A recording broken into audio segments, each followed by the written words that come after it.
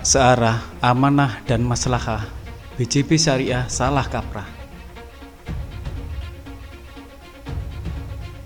Bank Jabar Banten, BJB Syariah, sebut saja BJBS, berusaha gagah melangkah. Mulai langkah 26 Mei 2010, sudah 10 tahun di kancah dunia perbankan. Adalah pengembangan usaha bisnis perbankan induknya, Bank Jabar Banten atau BJB, yang bermula dengan nama tak asing Bank Pembangunan Daerah (BPD) yang merata di semua provinsi.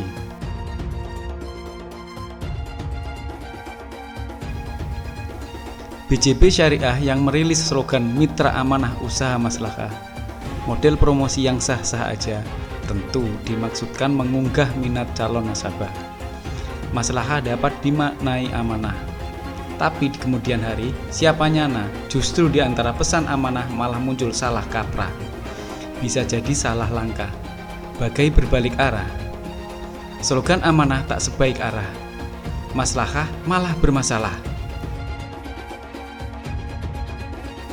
Belakangan mencuat masalah apalagi, kalau bukan seputar nasabah. Hampir pasti akibat beruntun salah langkah. Sistem kelola BJBS yang dikendalikan Indra Falatehan sebagai dirut rasanya patut dipertanyakan.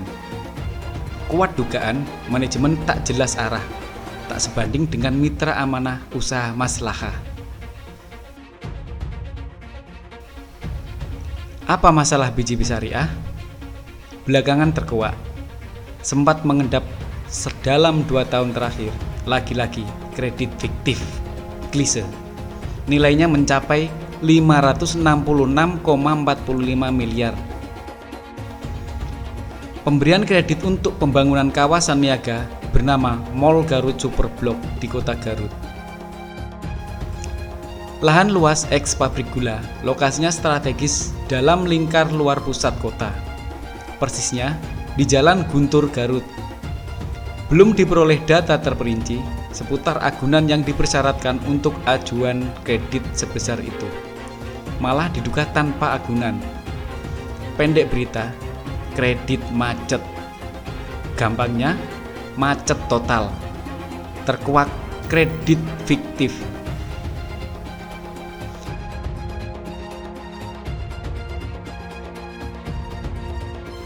Pihak Tipikor Mabes Polri turun bertindak. Pada 2017 memblokir sertifikat. Akibatnya, splitsing sertifikat tak dapat dilakukan.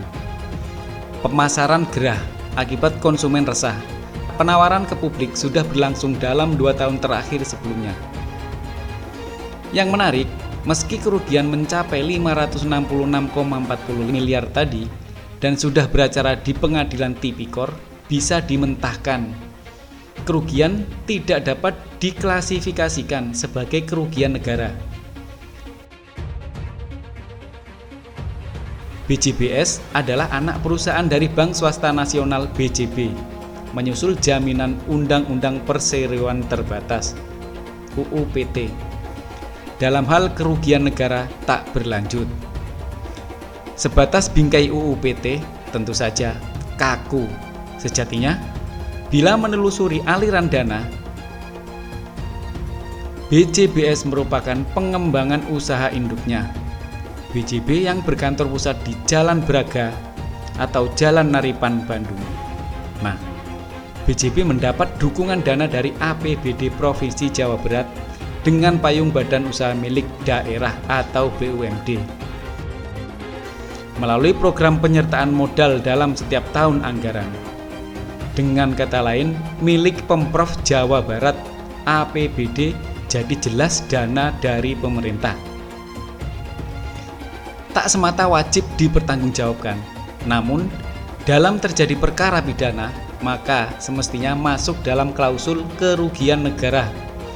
Keterlibatan kedua pihak berlanjut, tak kecuali Dirut BJBS masa itu, Yosi Gusman, atas nama penegakan hukum masuk bui.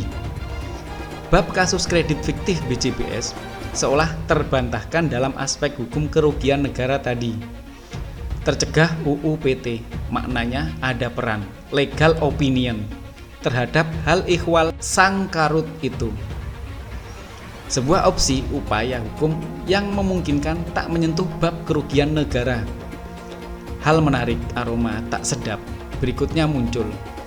Alih-alih dimaknai sebagai pelajaran berharga, posisi legal opinion tadi kembali diolah secara tak bertanggung jawab. Dijungkir balik dengan disalahgunakan lewat nomenklatur jasa pengacara. Alokasi anggarannya 6 miliar. Baru belakangan terungkap, lagi-lagi fiktif. Gile. Kasus kredit fiktif tak berhenti di perkara Mall Garut Superblok. Ada lagi. Mungkin saja masih ada sederet lainnya yang belum terungkap. Sebutlah sebuah PT Angin Ribut mendapat kucuran dana kredit senilai 8 miliar. Bukan perkara jumlah yang jauh lebih kecil dibandingkan kasus di atas. Sang pemilik PT ingkar janji. Pembayaran kredit tak lancar, macet. Pihak BJBS melakukan eksekusi sita jaminan berupa sebuah kapal laut niaga. Sampai di sini nyaris tak ada masalah. Berikutnya, bisa jadi pihak BJBS tak berminat memiliki kapal laut untuk pengembangan usaha. Kapal itu lantas dijual ke PT H senilai 11 miliar. Secara kasat mata, BJBS meraup untung 3 miliar. Cerita di kemudian hari, ternyata kapal laut secara fisik tak pernah ada. Loh, kok bisa? Begitulah, aneh tapi nyata. Tak jelas. Langkah mengatasi kerugian kredit fiktif 11 miliar itu. Bukankah sistem kelola perbankan senantiasa menempatkan kredit macet sebagai potensial risiko tertinggi? Potensi dimaksud terkait dengan risiko kecukupan modal atau Capital Adequacy Ratio atau CAR. Apalagi dalam modus kredit fiktif, bentuk antisipasi dari potensi risiko dan akibat runtutan daripadanya. Kita maklum, pemberian kredit di atas nominal 5 miliar merupakan kewenangan direksi.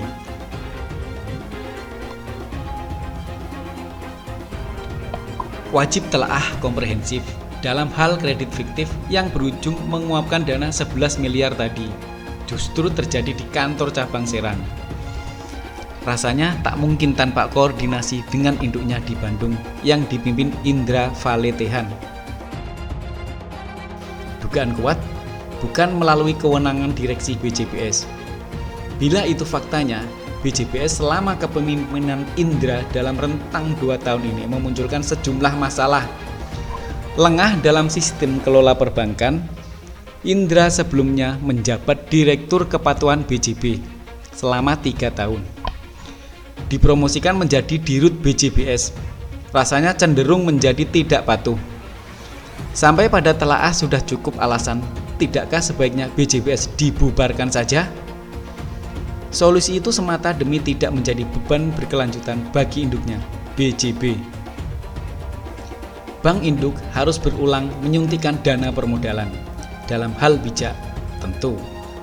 Tak mesti membakar gudangnya untuk memburu tikusnya.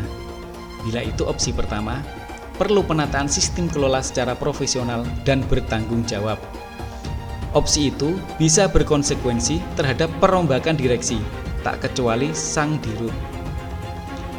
Tanpa langkah konkret dan sesegera sama dengan membiarkan BJBS runtuh sendiri di gedung bersejarah ex Mapolda Jawa Barat di Jalan Braga, Bandung.